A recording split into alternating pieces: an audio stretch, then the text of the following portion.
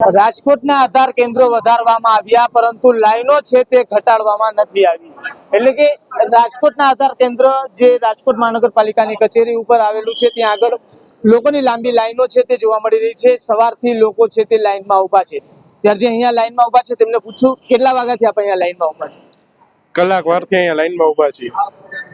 કેમ અંદરથી શું કહે છે, કેમ વારો નથી આવતો, કેમ કામ ઝડપી નથી થતું? કારણ કે લાઈન બહુ મોટી છે એમ કીધું છે. કેટલા વાગ્યાથી આપ આવ્યા છો? 1 કલાક. 1 કલાકથી આવ્યા છો. લાઈન મોટી છે. તમારા વોર્ડની અંદર આધાર કેન્દ્ર ખોલવામાં નથી એમાં મને જાજી ખબર ન પડે.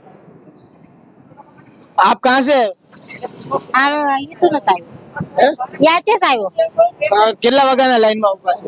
આવી તો 10 વાગતા આવી ગયો. 10 વાગે આવી ગયો. હજી વારો નથી આવ્યો તમારો? ના ચોક્કસથી જે રીતના મહિલાઓ છે તે પણ લાઈનમાં ઉભા જોવા મળી રહ્યા છે. ક્યાંથી આવ્યા છો કાકા? ગામમાં ચુનાળા ક્યારથી લાઈનમાં ઉભા છો? ઉભો અડધી કલાક જેવું થયું. તમારી આ નથી બનાવાયું સ્થાનિક આધાર કેન્દ્ર નથી બનાવાયું તમારે? એ આવતા નથી ના પડે.